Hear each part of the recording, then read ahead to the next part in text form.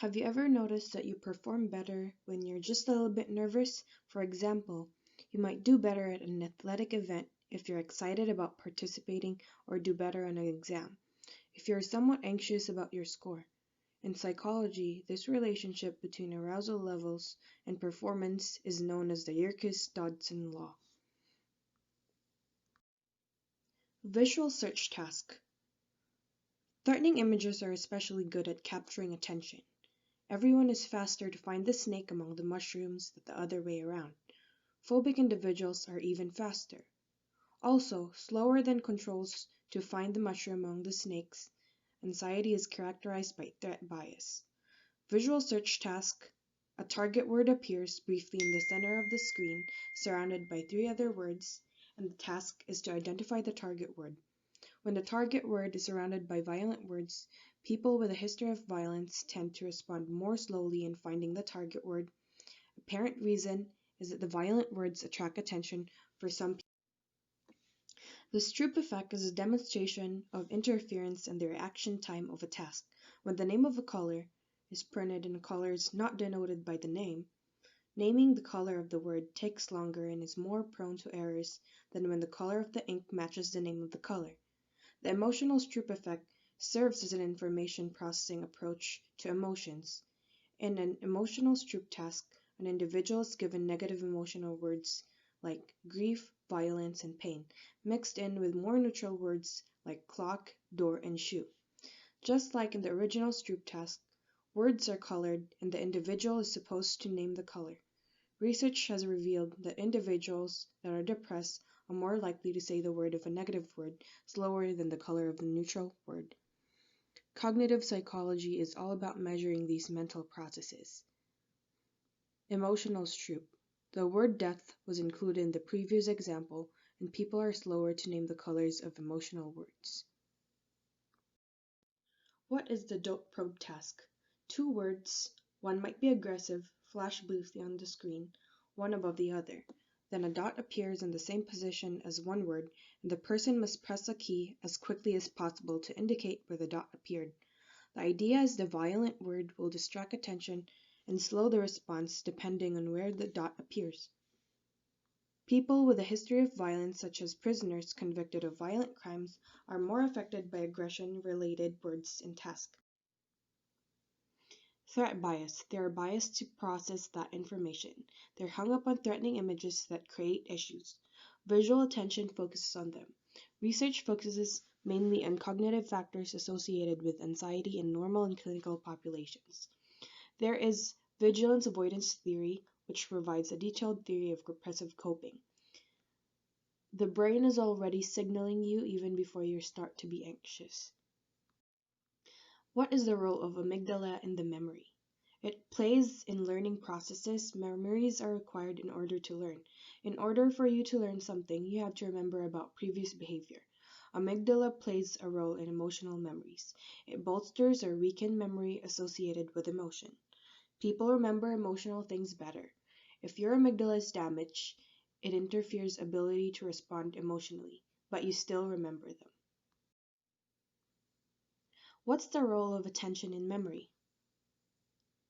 The role of attention in memory formation. In the nude study, you have remembered words and pictures, and you'll see naked pictures in the bottom. Naked person captured more attention and had vivid memory more on that picture.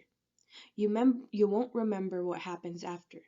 Is this emotion, or is it because it just stands out? You just have to be in an emotional state. Participants had poor memories of several photos that came after the nude photo. There is strong arousal levels in the formation and intensity of memories, even for the memories that themselves weren't emotional but just happened to occur during emotional arousal. Inducing physiological arousal strengthens memory. Weakening physiological arousal weakens memory. What are flashbulb memories? Memories associated with emotion are more vivid and highly detailed.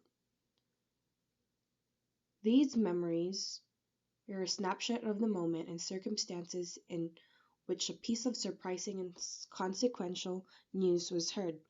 The term flashbulb memory suggests the surprise, indiscriminate illumination, detail, and brevity of a photograph. However, flashbulb memories are only somewhat indiscriminate and are far from complete.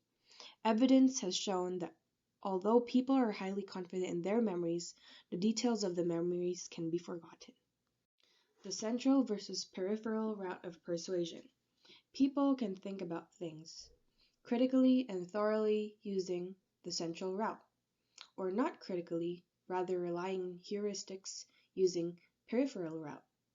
How moods and emotion work with these routes? When in a happy mood, people are more susceptible to the peripheral route and less susceptible to the central route.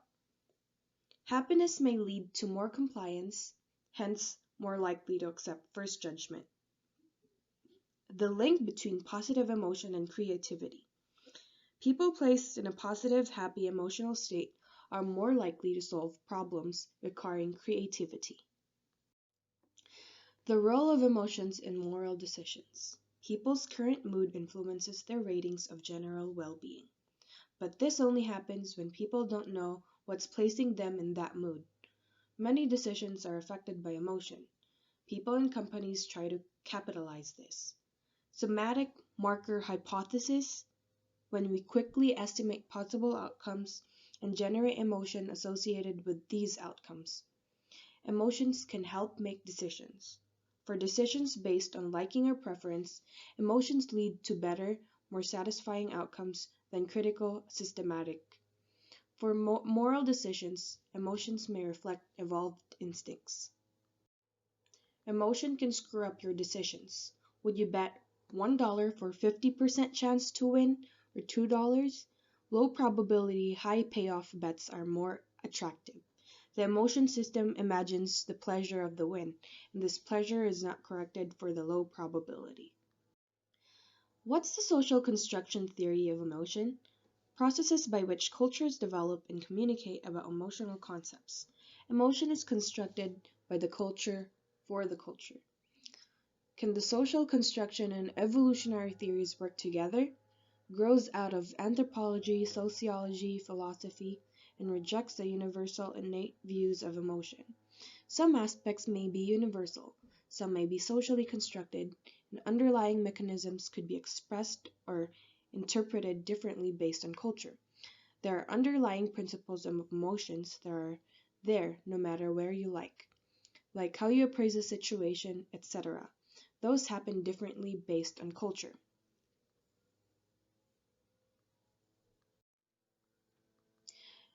The important factors included in good definitions of culture. The first one, it has to involve systems of meaning. It provides some way for you to interpret or understand, like language differences. Most cultures have terminologies for some animals and purposes. Some cultures don't have those terms. The second, you have to be participating with people as well to be considered a culture. And third, it gives shape to the psychological processes in individuals. It impacts our thinking and behavior. Basic emotions. What's the Sapir-Whorf hypothesis? Related version claims that people may experience emotion more readily if they have a word for it. They're less likely to focus on emotions we lack words for, and less likely to focus and clarify those emotions. Culture dictates whether emotions are hyper versus hypocognized.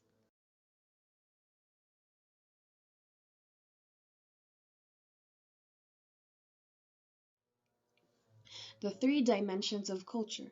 The first dimension, individualism versus collectivism. Individualism. People in Western cultures tend to be high in individualism, which emphasizes individual uniqueness, personal rights, being true to oneself, and independence from others. South and East Asian cultures emphasize collectivism, or prioritizing the group over the individual, valuing group identification, deference, social harmony, and interdependence. The vertical versus horizontal power.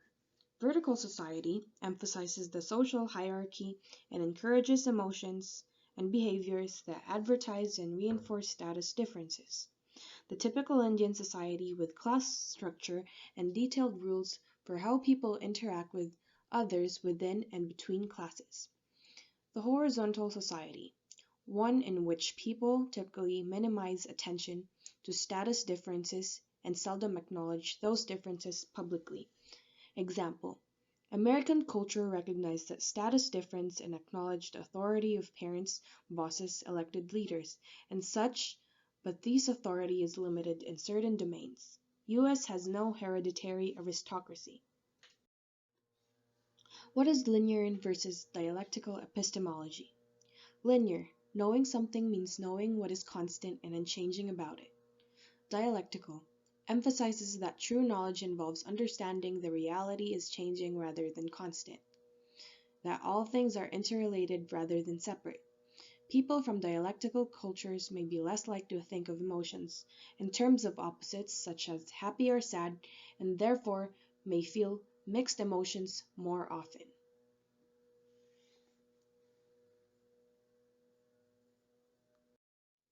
Why is it important to study development of emotion?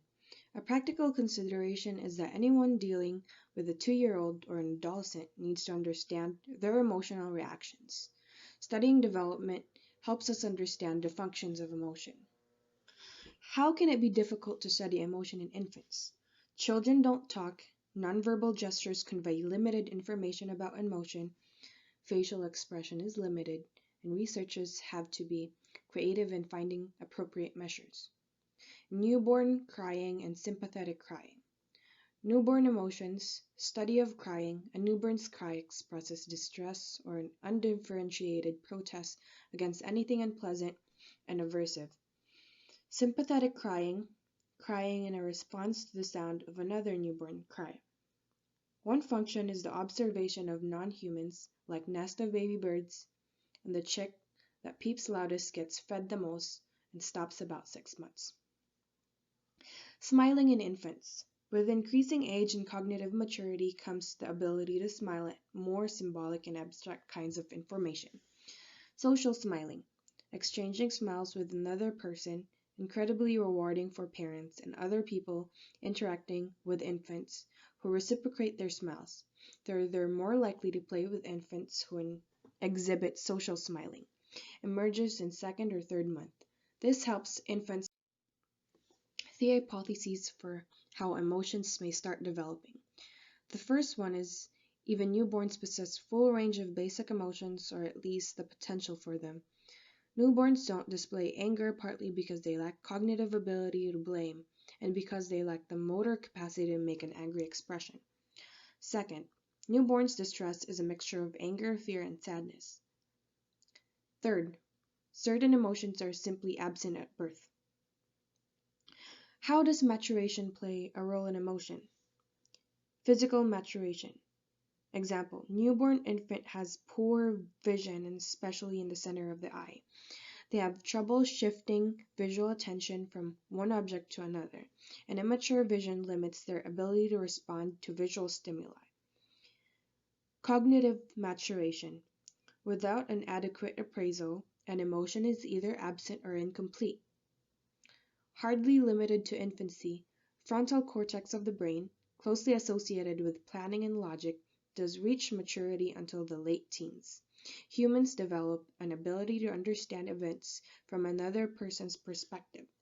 The importance of cognitive development is particularly salient with regard to self-conscious emotions of pride, shame, and guilt, which required comparing yourself to an abstract standard of behavior. Younger infants clearly don't compare themselves for expectations, and infants lack a clear sense of self. Infants and toddlers' attachment is measured using a paradigm called strange situation. The child's behavior observed as the parent leaves and returns to the child in an unfamiliar room. Second, object permanence. Understanding that objects continue to exist even when we don't see or hear them. The third is stranger anxiety, or a fear of unfamiliar people. Adolescence lasts from the onset of puberty until the onset of adult responsibilities. Many people consider adolescence to be a period of storm and stress. In fact, Individuals vary greatly in how much their emotions change during teenage years. Biological factors play a dramatic fluctuation in sex hormones such as estrogen and testosterone. It also contributes to increased emotional volatility, also portrayed as a time when emotions and impulses dominate action, rather than rational thinking. A light flashes at an unpredictable location, and the viewer's task is to inhibit the tendency to look at it, and instead look at the opposite direction. The ability to inhibit such automatic response is weak in childhood and gradually improves throughout teenage years. In adulthood, emotional characteristics tend to be consistent throughout a person's life. Investigators observed of 7-year-olds and later followed up them at age 35. The study found that women who had displayed stronger and more felt smiles in college photographs were more likely to have married and less likely to have divorced. The emotions you might feel right now are moderately good predictors of the emotions you will feel throughout life, and those emotions are good predictors of some major life outcomes. Temperament. Individual differences, emotional and behavioral to the environment. Lab-TAB studies. Laboratory Temperament Assessment Battery. Some episodes adapted from Kagan and colleagues. 12 standardized episodes designed to simulate everyday situations and elicit different emotion or behaviors in children. The goal is to reliably observe individual differences in the expression of emotion, approach avoidance, and other aspects of behavior temperament. First, know the various episodes and what adult personality trait they're associated with. For anger and frustration, anger evoked from situations where child becomes upset, argumentative, or protests in response. An example would be an attractive toy in transparent box, or make them draw circles. These can measure negative effect, similar to adult neuroticism. In sadness and disappointment, situations may cause a child to become disappointed, cry, or pout in response. An example would be the empty present. Exuberance. Pleasure experienced by a child during novel or playful activities, similar to adult extroversion. Or example would be pop-up snakes or popping bubbles. Interest versus persistence. The length of sustained attention or engagement during various tasks, like bead sorting. Self-control. The capacity to stop, moderate, or refrain from a behavior under instruction. The similar to adult conscientiousness. Some children are born shy or inhibited. These babies are consistently cautious and emotionally reserved when they confront unfamiliar persons or contexts. 10% of samples. Some children are born bold or uninhibited. These babies are consistently sociable. 25% of the sample. Kagan and fellow researchers, several hundred 21 to 31 months old observed with unfamiliar kids, women, and objects in unfamiliar rooms. Inhibited kids had more fears at 5.5 and 7.5 years, increased cortisol levels at 5.5 years, and sympathetic nervous system reactivity. They're less talkative and social, and more cautious at 7.5 years. Note, these are analyses of extremes. Recent research data suggests that behavioral inhibition predicts anxiety and depression symptoms.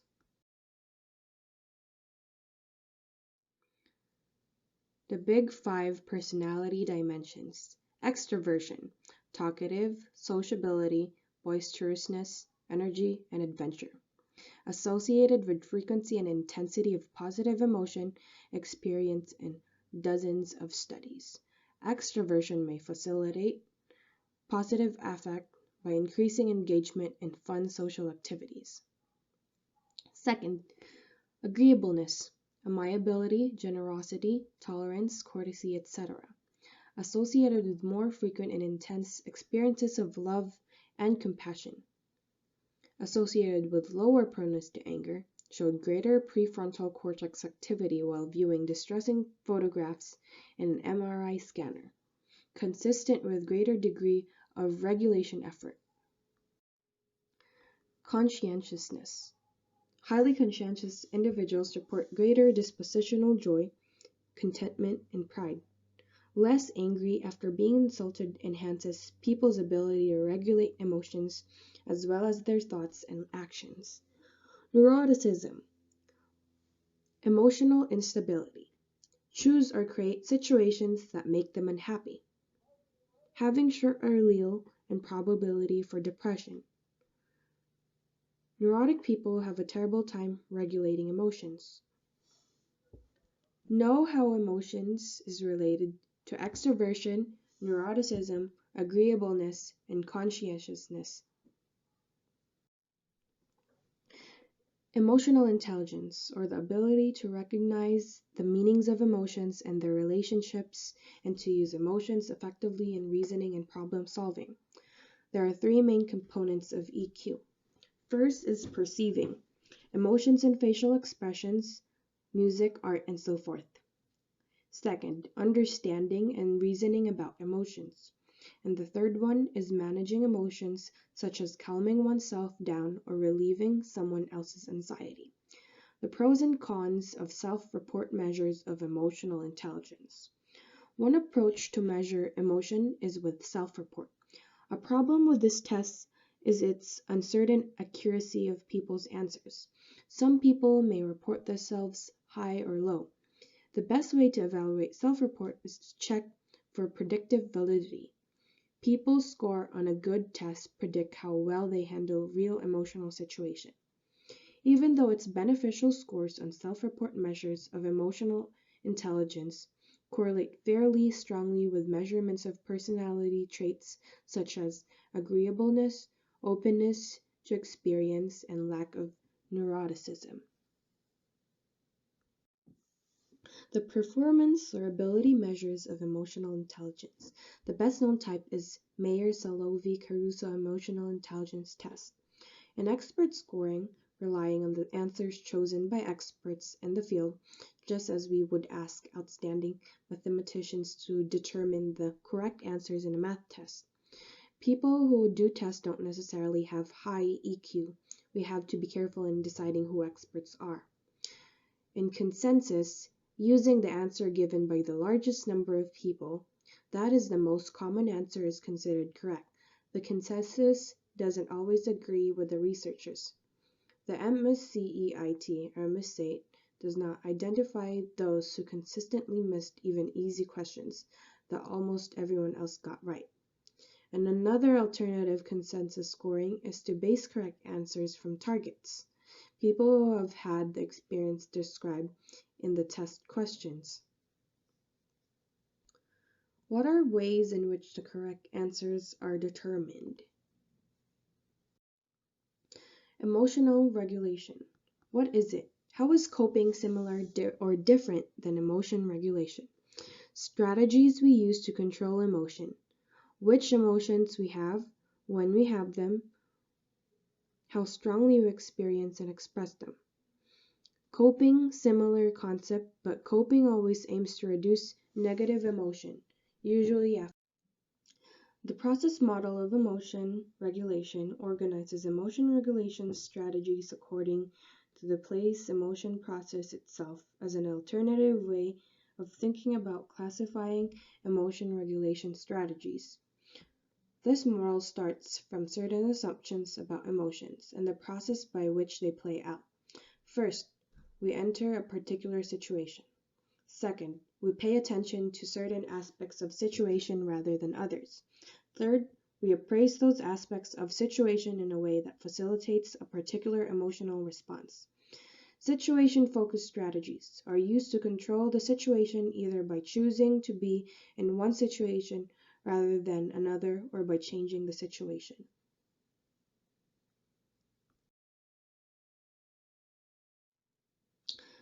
Cognition-focused strategies. Cognition-focused strategies is when we pay attention to certain aspects of situation or change the way we think about the situation in order to encourage some emotions or deter others. Let's say the event situation has already occurred and you can't avoid or change it. What now? An attentional control, paying attention to one aspect of a situation which ignoring others. In a negative situation, attempts to avoid looking or thinking about the cause of distress. Recall the dot probe studies of attention. Commonly used works but requires a lot of cognitive effort.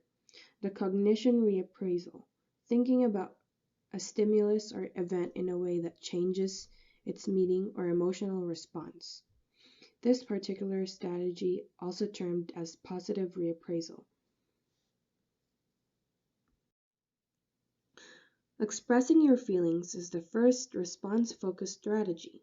This dates back to Freud's idea of catharsis, or the release of strong emotions by expressing them.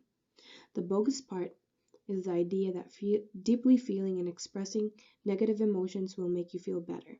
Research finds that vigorously expressing fear or anger does not reliably reduce emotion, and it often increases it. For example, people who deal with their negative expressing fear or anger does not reliably reduce emotion, but they experience more anxiety than average in their interpersonal relationships. When people are encouraged to cry during movies, they end up feeling worse, not better than people who tried to restrain their tears. Distressed couples who vent all their anger against each other are taking a major step towards divorce.